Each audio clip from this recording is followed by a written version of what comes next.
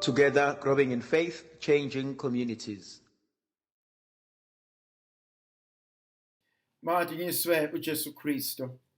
Namhlanje thandwa zami ngifisa ukuba sibuke ivangeli lika Johannes isahluko seshumi nesithupha uvesi wamashumi amabili nantathu kuze kube amashumi amabili nesishiyagalombili.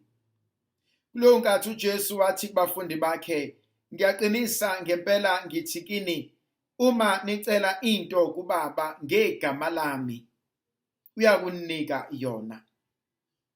Anizange nacela lutho ngegama lami kuze kube manje, celani khona niyakwamukela ukuze kuphelele ukuthokoza kwenu.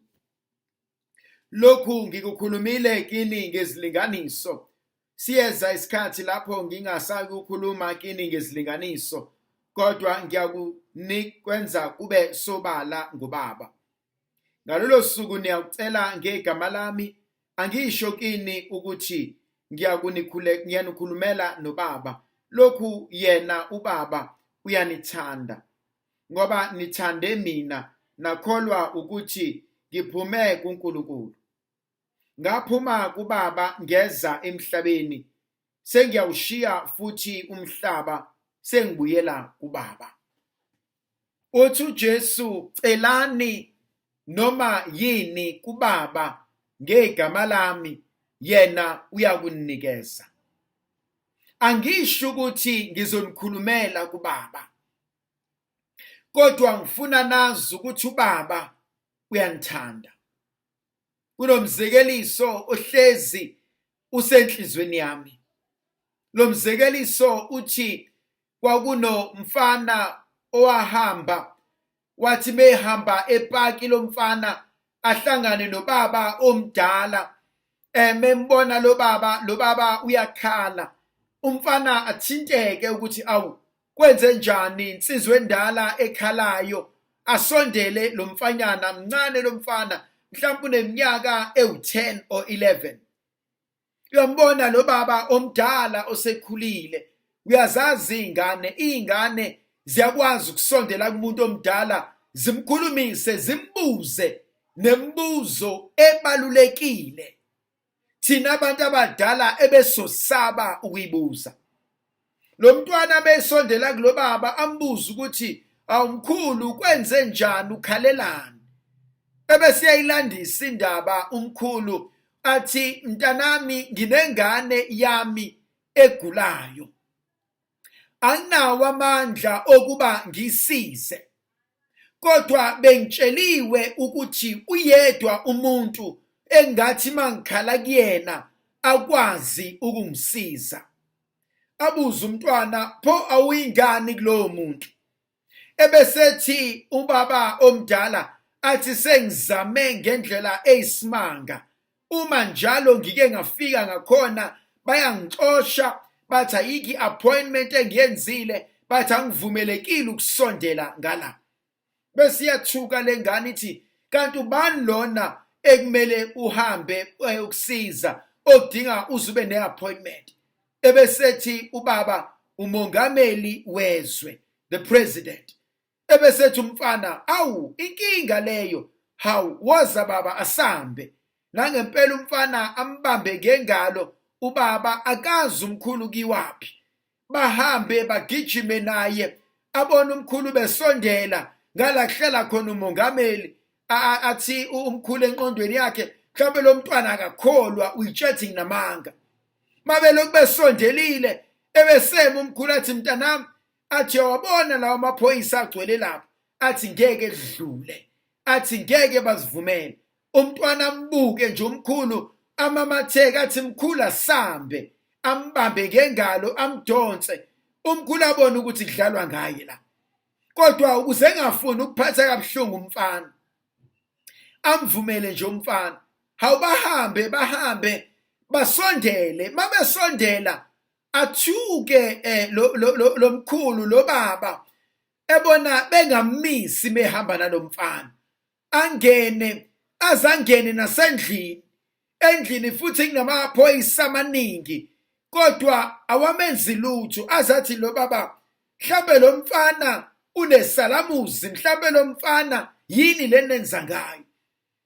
Athuke lo baba esengena endlini umfana angqongqoze kuleli kamelo angene mengena ubaba wakhe uhleli esihlalweni etafuleni athi mengena lo baba abone umengameli athi lo mkhulu engazi kwenze njani athi ndodana ubani lona onika igunya lokuba ngize la ngikhulume nomuntu omkhulu kangaka ngingalitholanga igunye umongameli wezwe lo.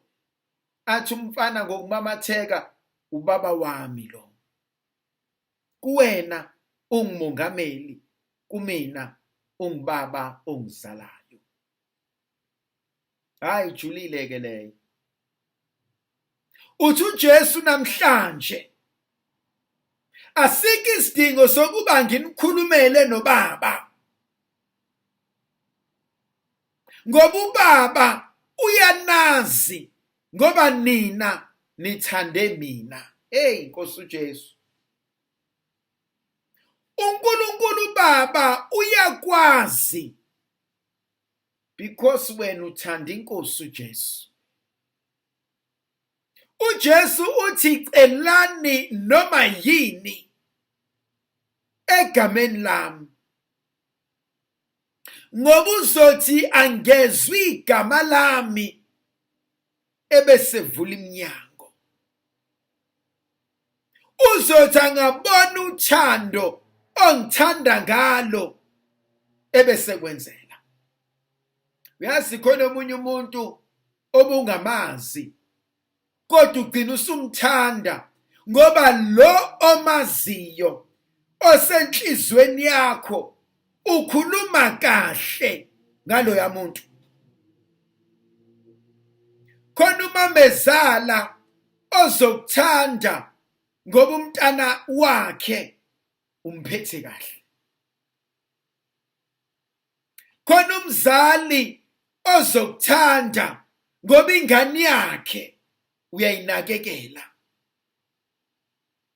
Uthi uJesu kuthina namhlanje celani niyakuphiwa. Uzonipha ubaba njengoba nami engipha. Bese kuvuka kumina inkonzo ejulileyo.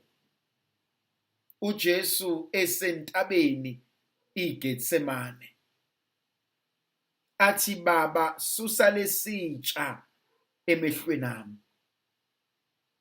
Athi kodwa intando yami mayingenziwa makwenziwe intando yakho. Uyazi besifisa ukuba siye kuJesu beswela ukuba siye kuJesu sithi Nkosi sifundise ukucela. Bathi abafundi bakhe ngelinye ilanga Nkosi sifundise ukukhuleka. Kodwa namhlanje kuthi kumina Nkosi akusifundise inkonzo yokucela. Nkosi ungangiphi into oyaziyo ukuthi ayikho yinhle for mina.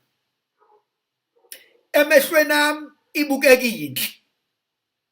Ibukeka iheha. Ibukeka imnandi. Ibukeka ingangijabulisa. Kodwa uma emehlweni akho Nkosi ingeyinhle, izongiqeda, ingibulale, ingisuse kuwena, Nkosi unganginikezi yona.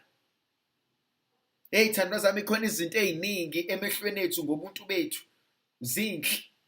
Emehlweni ethu ngobuntu bethu ziyahehana. Emehlweni ethu nomuntu bethu zingasijabulisi. Kanti uNkulunkulu uyazi ukuthi that will be the end of you. Utho wami umkhuleko namhlanje, uma Nkosi ubona ukuthi lokho akufunakala ukuba kuze kumina, ngoba ngenzeka kubulala impilo yami, ngenzeka kubulala umndeni wami, ngenzeka kubulala ikusasa lami, ungangiphi kona Nkosi. Sho njalo uDavid athi uNkulunkulu athi ungangiphi ingcebo, athi angifuni ukuthi mase ngicebile bese ngiyontshontsha. Arada mase ngicebile bese ngiyakuthuka. Athi ungangiphi futhi nokuhlupheka ngoba ngifuna ukuyontshontsha. isipho sokuthi inkosi nginikeze okungifanele nokuzonganelisa. Ngifunde ukwaneliswa engiphiwa kona. Nkosi ngifundise ukucela. Abanye bethu bayacela. Sicela kanjani? Indlovukazi yezulu mayibe nathi sibusise sivikele isikhanyisele. Sinikeze amandla negrace elivela kuNkulunkulu uSomandla. Makasibusise kuNkulunkulu uyise nendodana nomoya ocwebileyo. Amen.